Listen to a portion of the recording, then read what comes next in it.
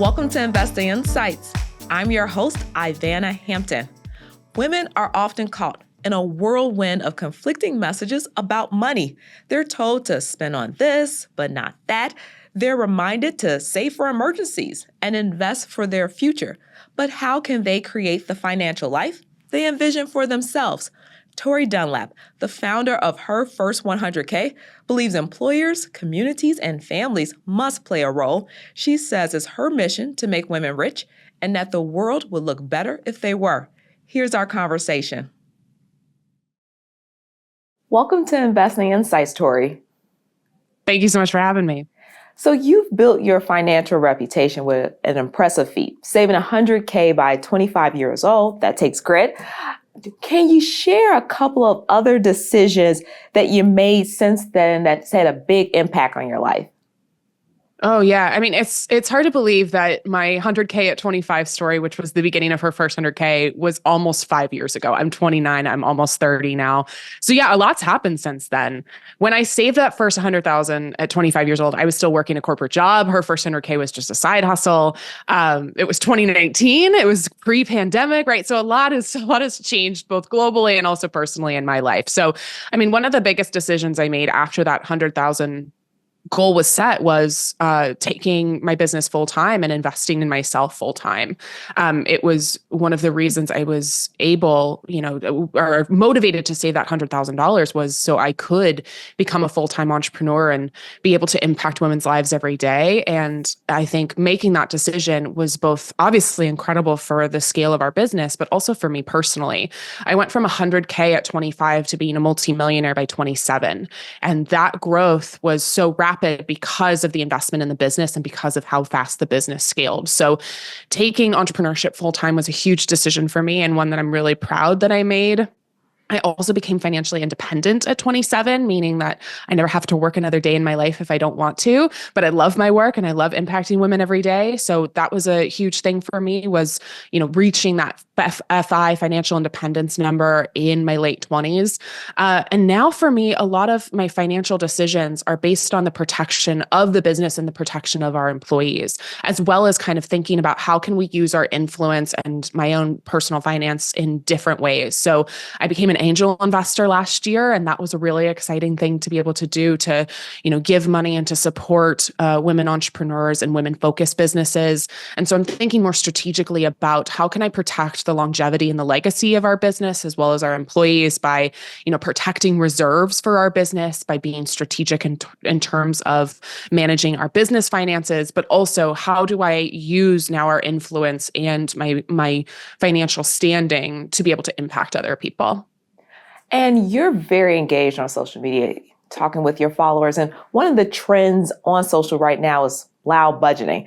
Some people are telling friends and family that they're saving for something important and can't afford to go. What do you think about this financial honesty? Oh, I absolutely love it. I think it's so long overdue. And it's just basically this form of like boundary setting for your money, but also being very transparent with your money. One of the questions we get in our social audience, which is now about 4 million people, is, how do I tell people no? My friends are inviting me out for dinner and that's a restaurant that's too expensive for me, but I feel guilty. How can I say no without hurting their feelings? Or one that we see a lot because, it's a lot of women in our community is I've been asked to be a bridesmaid in my friend's wedding, but it's going to cost me thousands of dollars. And I don't want to seem like a bad friend, but also I can't afford this. So how do I say no? And I think loud budgeting is a great way of finding that answer that feels both empathetic and understanding, that doesn't break a relationship, but is a way of being able to set your own boundaries. Because if you don't, you're going to be resentful. It's going to lead to resentment. It's going to lead to some bad financial decision-making on your part. And so I love this trend of loud budgeting, of normalizing conversations about money. We know from statistics that you're more likely to talk about any other uncomfortable topic, sex, death, politics, religion, before you will talk about money. And I think the narrative that money is taboo or talking about money is gauche needs to go by the wayside. We know that when we talk about money, we form a more equitable world. We know that our relationships with money start to change. We don't feel as much shame and fear and anxiety. We instead feel more peace and more empowerment around money. And so I love this trend around loud budgeting. And your comments about being a bridesmaid are true. It's so expensive. Oh my goodness, it's so expensive. I read a CNBC article where you declare you don't scrimp on three things: travel, dining, and plants. Why is it important to identify where we should spend and not feel guilty about it? Yeah, I love this question. In my book, Financial Feminist, I have an entire chapter about spending. And one of the interesting things that has happened in personal finance education is, especially for women, we are told that our spending is frivolous. We are told that the frivolous spending is the reason we're not rich, right? Think of the latte, the manicure, the designer purse, right? And we're told as women that spending is the reason that we can't buy a house, we can't save money, we can't invest. On the flip side, though, while women are told to scrimp and to save and deprive, men are told to expand their incomes. Men are told, actually, the way you become rich is by investing or by, buying real estate or by negotiating your salary. So we're told as women that the reason we're not rich is, again, our frivolous spending. But frivolous spending is only things that are stereotypically feminine. It's not NFL season tickets. It's not golf clubs. It's not video games. It's the manicures and the lattes.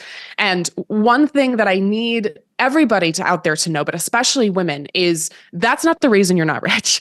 And 99% of diets don't work. The more you tell me I can't have fried chicken, the more I want fried chicken. And that is not a willpower thing. That's literal psychology. And it's the same thing with spending. So I don't need you to stop spending money, but I do need you to stop spending money on things you don't care about. So what I have people do is identify what I call their three value categories, which are the ones you just named. The three areas in your life where you get the most joy. So for me, that's travel, food out, and you can't really see it from this view, but plants. I have probably 25 plants just in my office alone. And I love that. That's where the majority of my discretionary money goes. So if you can identify those three areas in your life that you can basically unapologetically spend on, then you can manage that with your future financial goals. But this idea that, again, the reason you're not rich is because of a latte, that's not true. We know that's not true. And we also know that, any sort of all or nothing approach is not sustainable in the long run. And there's this debate over renting versus owning a home. You're team renter. What other financial rules do you think need a second look? Yeah, I will say that for me, I'm team renter. Personal finance is personal. It's going to depend on the person. And it's also, something that we always have to acknowledge and view is that personal finance is about 80% circumstances, 20% personal choices, right? And as much as I think a lot of people want to own homes, they're not accessible anymore. I live in Seattle where the average starter home price is nearly $900,000. Like, that's crazy. So that's one of those rules for me that just makes sense. And we actually have now the data to back it up, is that in most major US cities, renting is actually the smarter financial option. I say with most things that personal finance is personal. I don't have like a hard percentage savings rate, but there's a couple for me that are hard and fast. One is that you need an emergency fund first. Before you pay off any kind of debt, before you progress towards your other financial goals, you need to have at least 3 months of living expenses saved in a high yield savings account for emergencies. The reason we do that, couple things. One, I don't want you going into more debt trying to pay for an emergency, because one will inevitably happen. The second thing is that, especially for members of marginalized groups, you need some money to be able to get out of bad situations. We actually know, unfortunately, an unfortunate statistic is 99% of abusive relationships have some sort of financial abuse, which tells me that for the majority of people in abusive relationships, they are being financially abused, where they cannot leave that situation because they cannot afford to do so. And it can be as dramatic as that and as serious as that, but it can also just be, I don't want to live in this apartment anymore because I don't feel super safe, or this job is no longer serving me. It's kind of a toxic work environment. I need to get out. And the third thing is that you just are going to go to bed with some sort of like understanding that like, nah, I'm good if something happens, right? We really believe in mental health at Her First 100K, and it just helps soothe you knowing you have that emergency fund. So that's one of my hard and fast rules. The second is that you should never completely combine your finances with a partner. Ever. Even if, this partnership hopefully is long lasting and very loving and very fruitful, you always need some of your own extra money. One, again, more serious, is you need to be able to get out should you not want to be in that relationship anymore. We get, unfortunately, literally thousands of emails from women who say, I can no longer leave my relationship because I can't afford to do so. And I want you in a relationship because you want to be there, not because you have to be there.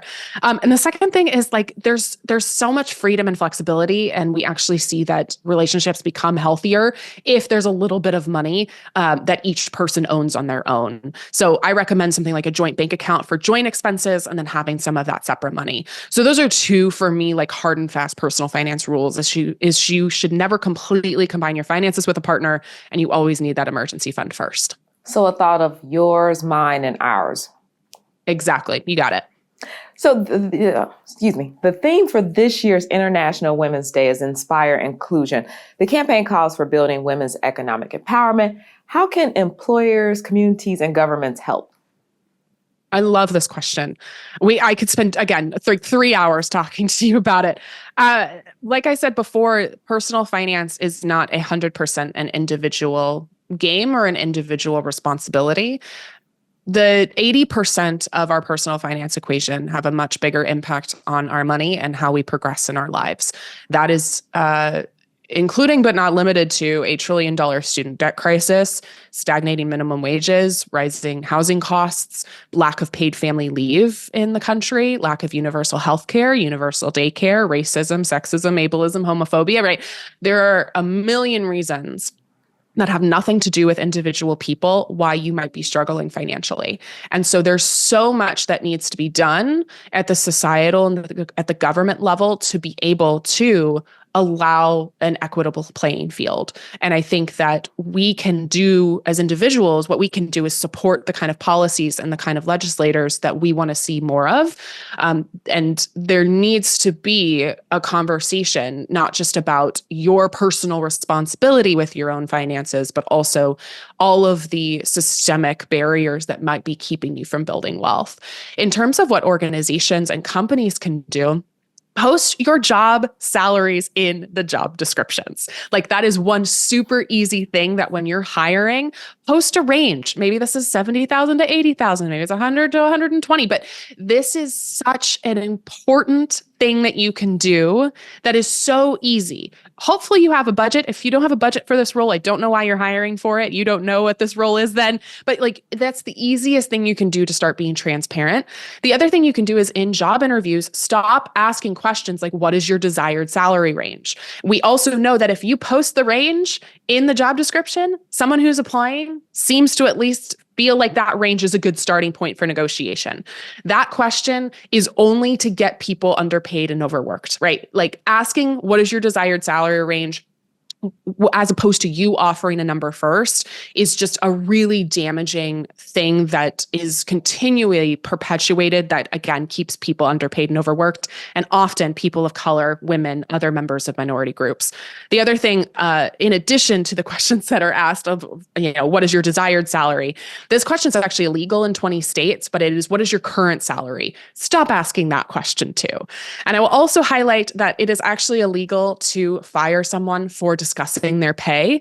If you can, make pay a conversation that is actually open and transparent. And for a lot of companies, that may seem pretty radical, but talking about money has to start in these relationships and at work, because you can't do anything else when it comes to personal finance, whether that's investing or saving or paying off debt, if you are not making an income yourself. So we have to start normalizing conversations about pay, even at your own companies. Now, you've declared that financial education is a woman's best form of protest. Talk about what that means, and also what changes have you seen when women protest in this way? Yeah, I don't think nothing bad happens when women have more money. And in a system that has constantly disenfranchised women, it is a form of protest to be financially whole and financially independent and financially educated. I have seen firsthand in my own life, when I have money, I have choices. I have options. I have the ability to leave a toxic situation I don't want to be in anymore. I have the opportunity to live in a safe place and drive a car that I know is going to get me from point A to point B, and to take a restful vacation and to be able to donate to causes I believe in. And like, that's the feeling I want for every single woman. And we get messages now literally every 5 minutes from a woman somewhere telling me, I saved my first $1,000 because of you, or I paid off my student loans, or I started investing for the first time. And always what they say next is something like, and I feel so much more confident in every aspect of my life now. So what does that tell me? It tells me that in order to build a more equitable system for all, it actually starts with financial education. Money is power, and you are powerful, right? If money is power, I need you to have as much money as possible for you to not only take care of yourself, but to be able to take care of your communities, to be able to support the kind of organizations, businesses, policies that you want to see more of. And I want you showing up in every aspect of your life the most confident, restful, powerful individual possible. And so when I say money is our best form of protest, I truly mean that you being financially stable is such a radical act of protest in a system that constantly demands, your depletion, your exhaustion, but also your your complacency and control. And so I think that is so important to, our overall picture of equality, is getting women and marginalized groups more educated around personal finance. Now, I've heard in videos you say, I love making women rich. What would the world look like if more women were rich? Oh my gosh, everything would be different. It would be so cool. I don't think anything happens when women have more money. I say this more in my book, and I did so much research about this, is we condition women to be altruistic as young as like age 2, right? Think about the toys we give, and I'm going to use the gender binary here for, easy explanation, but like think about stereotypically the toys we give boys when they're growing up, right? We give them Legos, we give them trucks, we give them things to build, and we tell them that their value to society is in their own ingenuity, is in their own critical thinking, is in their own, kind of self-innovation, right? What do we give girls? We give them dolls. We give them easy bake ovens. We give them bridal veils, right? We give a literal child another child to take care of. So we tell women very early on that their value to society is in how they caregive, how much of they give themselves to other people. And one of the things I love most about being a woman is that sense of altruism that is baked into us at a very young age. But it's also the thing that often keeps us financially behind, because we put everybody before ourselves. And also, when we do start having the audacity to maybe put ourselves first, or to maybe prioritize us, we are told, well, you should just be grateful for your opportunities. Why are you asking for more money? Or we're told, you need to basically sit down and not make a big fuss and just keep doing what you're doing.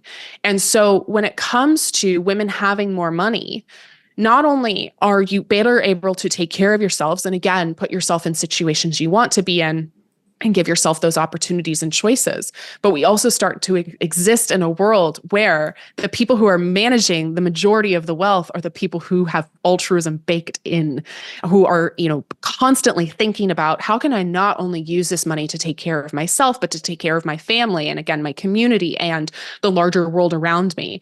And I think that would just, we're starting to see it, right? We're starting to get pictures of it. And we actually know that we're on the precipice of the largest wealth transfer in history, and most of it's going towards women.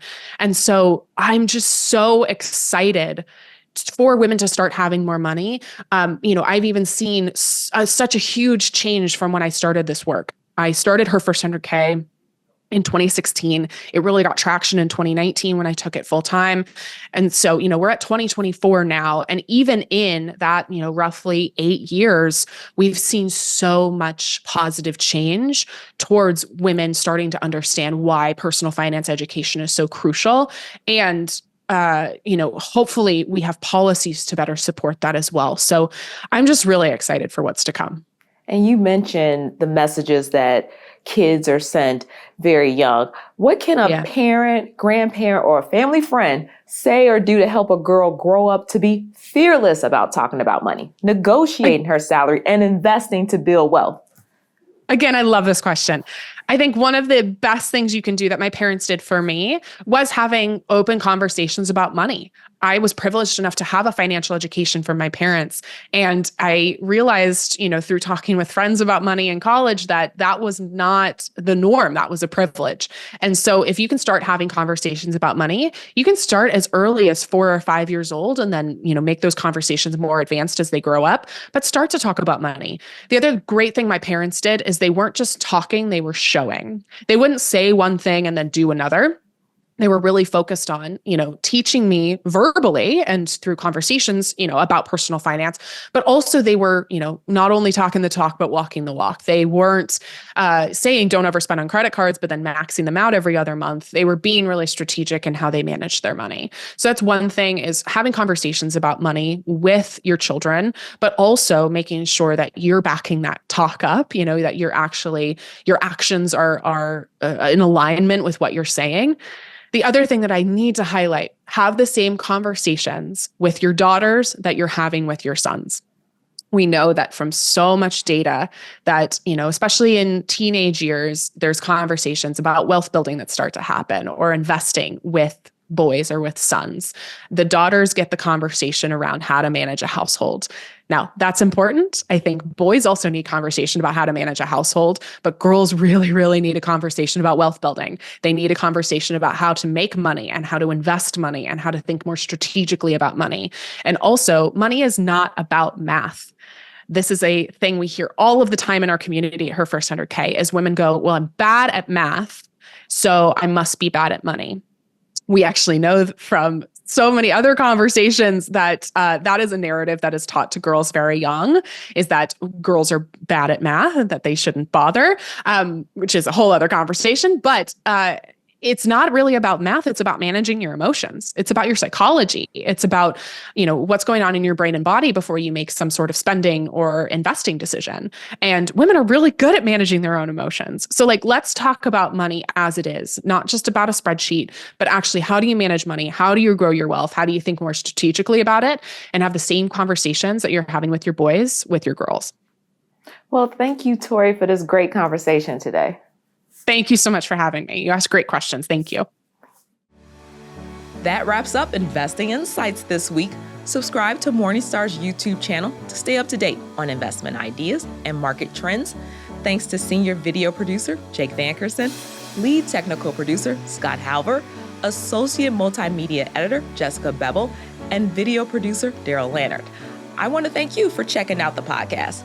I'm Ivana Hampton, a lead multimedia editor at Morningstar. Take care.